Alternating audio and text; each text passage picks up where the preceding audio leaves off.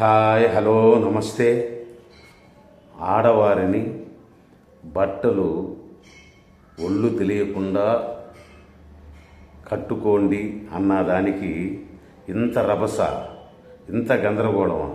మనం ఎక్కడున్నాం అసలు? భారతదేశంలోనే ఉన్నామా? అందుకు భారతీయులందరూ చీర కట్టుకోవాల్సిందే, లేదు డ్రెస్సులు వేసుకోవాల్సిందే. ఆ డ్రెస్సులు వచ్చి అంగాంగ ప్రదర్శన చేయకుండా, ఒళ్ళంతా కనిపించకుండా కప్పుకోమన్నారు 10 మంది లేకపోయేటప్పుడు.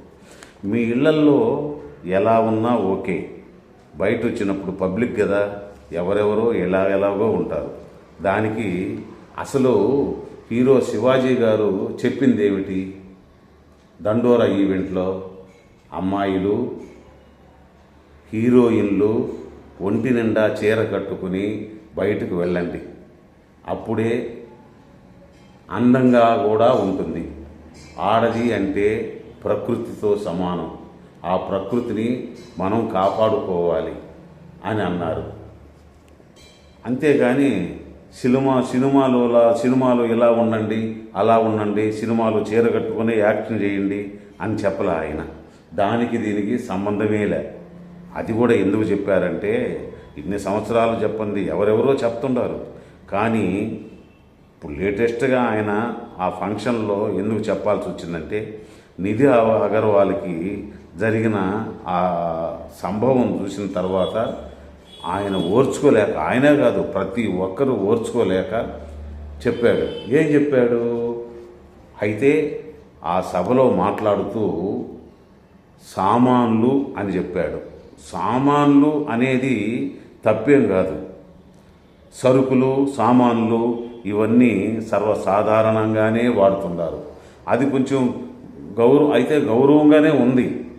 ఇంకా గౌరవంగా కావాలంటే వక్షోజాలు కనబడకుండా అని ఉంటే చాలా సభా మర్యాదగా ఉండేదని కొందరు చెప్తున్నారు. నిజమే, both are same meaning, but అది కొంచెం పామర భాష, ఇది కొంచెం పండితుల భాష, అర్థం ఒకటే. ఇది చాలామందికి నచ్చలే, ఇంక్లూడింగ్ నాకు కూడా నచ్చలే. కానీ అయితే తప్పుని కాదు, సభా మర్యాద కాదని, ఇంకేమైంది, సభలో మాట్లాడాల్సిన మాట కాదు అది. అది వేరే విధంగా అదే అర్థం వచ్చే మాదిరిగా కొంచెం మంచి తెలుగులోనో, సంస్కృతంలోనో, ఇంగ్లీష్లోనో కన్నా చెప్పుండి, ఇంగ్లీష్లో చెప్పుంటే ఎంత తప్పు మాట అయినా ఇంగ్లీష్లో మాట్లాడితే అది అందరికీ నచ్చుతుంది. ఏంటంటే ఇంగ్లీష్ అనేది ఒక ఫ్యాషన్. అదే మనం తెలుగులో చెప్పామంటూ అనుకో, అది వచ్చి చాలా బూతు పదంగా ఉంటుంది. అది బూత్ ఎలా అవుతుందండి? అది కాదండి బూతు పదం అంటే. సన్ను సంక చూపించకుండా 10 మందిలో గౌరవంగా ఉండండి అంటారు చూడండి, అది బూతు పదం అంటే. అంతేగాని సామాన్లు, సరుకులు అనడం, ఇప్పుడు కొన్ని పాటల్లో కూడా సరుకులు, సామాన్లు అని కవులు రాస్తున్నారు. అది బూతు పదం అయితే ఎందుకు రాస్తారు చెప్పండి? కాబట్టి పబ్లిక్లోకి వెళ్ళేటప్పుడు మామూలుగా పోండి. పాత సినిమా హీరోయిన్లంతా సినిమాల్లో ఎలా నటించినా కూడా, ఎంత డ్రెస్సులు వేసుకొని చీరలు అందంగా కట్టుకొని నటించినా కూడా, పబ్లిక్ ఒక మీటింగ్లోకి వచ్చినప్పుడు వాడు గౌరవప్రదంగా, ఈయనన్న చీరలు కట్టుకొని రమ్మన్నాడు, వాళ్ళు పట్టు చీరలే కట్టుకొని వస్తారు నాకు తెలిసి. ఆ విధంగా సావిత్రి గారు కానీ, సుజాత గారు కానీ, వాణిశ్రీ గారు కానీ, పద్మిని గారు కానీ అందరూ వచ్చి పట్టు చీరలు కట్టుకొని వస్తారు ఆ కాలంలో. సాధారణ చీర కూడా కాదు. కొంతమంది సినిమాల్లో అసభ్యంగా డ్యాన్సులు ఆడవాళ్ళు దిగేస్తుంటే ఆడవాళ్ళు ఒప్పుకుంటున్నారు. అది సినిమాకు సంబంధించిన మ్యాటరు, ఈ విషయానికి సంబంధించింది కాదు. ఆయన చెప్పింది పబ్లిక్లో అమ్మాయిలు కానీ, హీరోయిన్లు కానీ తిరిగేటప్పుడు అవయవాలు కనబడకుండా, సామాన్లు కనబడకుండా ఆయన భాషలో రండి అని చెప్పాడు. అది ఏం తప్పది? అది తప్పే కాదు. ఒక ఇద్దరికి తప్పితే ఆ ఇద్దరు కూడా హీరోయిన్లు కాదు. ఒక ఆమెమో ఆంటీ, ఇంకొక ఆమెమో సింగర్ అంట. ఆమె ఏం సినిమా పాటలు పాడిందో ఎవరికైతే తెలియదు, ఆమె ఫేసే జనాలకు తెలియదు. ఏమన్నా యాంకర్గా ఉండింది కాబట్టి అనసూయ గారు ఒక రకంగా 10 మందికి తెలుసు. అంతేగాని ఈమెమి హీరోయిన్ కాదు. హీరోయిన్లో పబ్లిక్గా 10-20 సినిమాలు నటించో, 50-100 సినిమాలు నటించిన పేరుగాంచిన హీరోయిన్ ఏం కాదా అని. ఆమెకి కుటుంబం ఉంది, సంసారం ఉంది, పిల్లకాయలు ఉన్నారు. ఈరోజు కాకపోయినా రేపు వాళ్ళు చూస్తారు ఆమె డ్రెస్సులు, ఆమె స్విమ్మింగ్ డ్రెస్సులు, ఏంది ఇదంతా. అది చూసే అన్నారు, తప్పని చెప్పాలా, మీ ఇష్టం. ఇప్పేసుకొని కూడా మీరు బయట రావచ్చు, తప్పు లేదు, మీకు తప్పులే. చూసేవాళ్ళకి తప్పు కదా, చూసేవాళ్ళకి తప్పు లేకపోయినా అందరూ ఒకటిగా ఉండలేరు కదా, దానికోసం చెప్పాడు ఆయన. మళ్ళా సినిమాల్లో ఇటువంటి రాకుండా ఉండాలా అని అంటే మళ్ళా ఏఎన్ఆర్ గారు, ఎన్టీఆర్ గారు, సావిత్రి గారు, జమున గారు, అంజలిదేవి గారు వీళ్ళంతా మళ్ళా పుట్టాల. అదీగాక దానికి కాలం మారుతుంది, కాలానికి అనుగుణంగా మనం మారాలి. పాత చింతకాయ పచ్చడి మాదిరిగా, పాత హీరోయిన్ల మాదిరిగా ఉంటే కుదరదు అని అంటే, ఆ కాలంలో ఉండే ఆడవాళ్ళకి ఏమేమి అవయవాలు ఉన్నాయో ఈ కాలంలో కూడా మీకు ఇదే అవయవాలే కదా, 2-3 లేవుగా. ఎందుకు అలా అంటారు? కాలం కాదు మారింది, మీ బుద్ధులు మారాయి. ఆ కాలంలో వారికి బుద్ధులు మారలే, వాళ్ళకి మంచి బుద్ధులుగానే ఉన్నాయి. ఇప్పుడు మీకు బుద్ధులు మారాయి. ఆ బుద్ధులు మారినందువల్ల ఇవి విపరీతంగా మారాయి. అది విపరీతమైంది, ఈ మాదిరిగా అసఖ్యం అయిపోయింది, మంచిగా లేదు.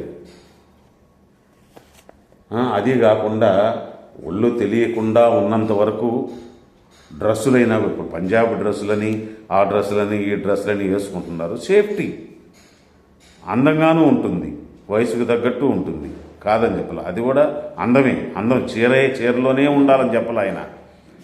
చీర కట్టుకుంటే అందం, స్త్రీ ప్రకృతి లాంటిదని కూడా చెప్పాడు. అవి ఎందుకు మీకు వినబడలేదు? సామాన్లు మాత్రం వినబడ్డాయే. స్త్రీ ప్రకృతి లాంటిది, స్త్రీని గౌరవించాలంటే స్త్రీ గౌరవంగా ఉండాలి ముందు. నువ్వు గౌరవంగానే ఉంటే కదా నిన్ను గౌరవిస్తారు. నువ్వు దబిడి దిబిడిగా ఉంటే నిన్ను దబిడి దిబిడే. కాకపోతే ఒళ్ళు తెలియకుండా ఉన్నంత వరకు అందరూ చెప్పేది అదే. ఇప్పుడు మన చాగంటి గారు చెప్పిన, మన గరికపాటి గారు చెప్పిన, లేటెస్ట్గా సుమన్ గారు కూడా చాలా వీడియోల్లో చెప్తున్నారు. కనీసం మీరు గుడులకు పోయేటప్పుడన్నా లంగా ఓణీలతో పోండమ్మా, ఈ జీన్స్ ప్యాంట్ లేనిది, బనీన్ లేనిది వేసుకొని పోయేది అది అసహ్యంగా లేదా? గుడి అనేది పవిత్రమైంది కదా అని చెప్పనేసి అది కూడా మీరు పాటించకుండా మీ ఇష్ట ప్రకారం పోతున్నారంటే ఎవరు చెప్పినా అదే. హీరో శివాజీ చెప్పినా, సుమన్ చెప్పినా అందరూ చెప్పేది అది. మేము సినిమాలలో కూడా బయట తిరుగుతాము అని అంటే దానికి ఆ దేవుడు కూడా మిమ్మల్ని కాపాడలేడు. మనుషులు కాదు కదా, దేవుడు కూడా కాపాడలేరు. మీరు ఎంత పబ్లిక్లో అనవసరంగా, అమానుషంగా, అసహ్యంగా తిరుగుతారో దానికి తగ్గట్టే దాని ప్రతిఫలం కూడా ఉంటుంది. ఇప్పుడు ఒకరికిద్దరికి ఆ మరి జరిగింది కదా, దానివల్లనే అందరూ చెప్పాల్సి వచ్చింది, లేకపోతే ఎవరు చెప్పరు దాని గురించి. ఇన్ని రోజులు చెప్పనోళ్ళు ఇప్పుడు ఎందుకు చెప్తున్నారు? మరి ఓవర్ అయిపోయింది. ఒంటి మీద కనీసం బట్టలే లేకుండా ఉండే విధంగా తయారైపోయినారు హీరోయిన్లు. అదేమంటే మగవాళ్ళు కూడా ఫ్యాంట్లు ఇప్పేసి దోవతీలు కట్టుకున్నానంటే ఏదో ఒకటి కట్టుకుంటున్నారు కదా, ఆ ఏడుపు మిమ్మల్ని ఏడమంటుంది. ఏదో ఒకటి ఏడవండి, ఒళ్ళు కప్పుకోండి. చీరలు కట్టుకున్నా, డ్రెస్సులు వేసుకున్నా, ఏది ఏడ్చినా ఒళ్ళు తెలియకుండా ఉండండి. మీకు ఒళ్ళు తెలియకుండా ఉంటే చూసేవాళ్ళు కూడా ఒళ్ళు తెలియకుండా చూస్తారు. లేకపోతే వాళ్ళకు ఒళ్ళు తెలియదు, వాళ్ళు మీద పడతారు. మీద పడ్డవాళ్ళు మృగాలు ఎలా అవుతారు? మీరు చేసేది మంచి పని చూసేవాడి తప్ప.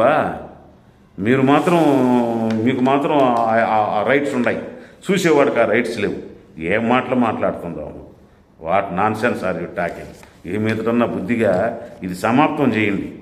సినిమా ఫీల్డ్లో ఎంతోమంది పెద్దోళ్ళు ఉన్నారు. ఒక్కరు నోరు తెరవడం వల్ల, నోరు తెరిచి చెప్పాలి కదా, సినిమాలు వేరు, పబ్లిక్ వేరు, జీవితం వేరు అని చెప్పండి. అప్పుడన్నా బుద్ధి. సినిమాలో వాళ్ళు కోట్లు పెడుతున్నారు, వాళ్ళు సంపాదించుకునే దాని రిటర్న్స్ కోసం వాళ్ళు 1-2 చేస్తారు, చేయకుండా కదా. ఇప్పుడు తప్పున్న దగ్గరే ఒప్పు చూపించగలరు. విలన్ ఉంటేనే హీరోయిజం ఉంటుంది. విలనే లేకుండా, తప్పే లేకుండా ఎంతసేపు నువ్వు షుగరే తింటుంటే తీపుగా ఉంటుంది మొదట తిన్నప్పుడు, దాని తర్వాత తీయంగా ఉండదుగా. ఆ విధంగానే పక్కన విలన్ ఉన్నప్పుడే హీరోకి వాల్యూ. ఒక తప్పు చూపించిన తర్వాతనే ఒప్పు చూపించాలి దానికి పరిష్కారం. అందుకని సినిమాలకి దీనికి చేయకూడదు. కాబట్టి సినిమాలు వేరు, మన జీవితం వేరు. సినిమాలు వేసే మీరు డ్రెస్సులు వేరు. సినిమాలో పాటలు పడితే డ్యాన్సులు వేస్తున్నారు. బయట లవ్ చేసేటప్పుడు పార్కులో పోయి డ్యాన్సులు వేస్తున్నారా? ఏం మాట్లాడుతున్నారు మీరు?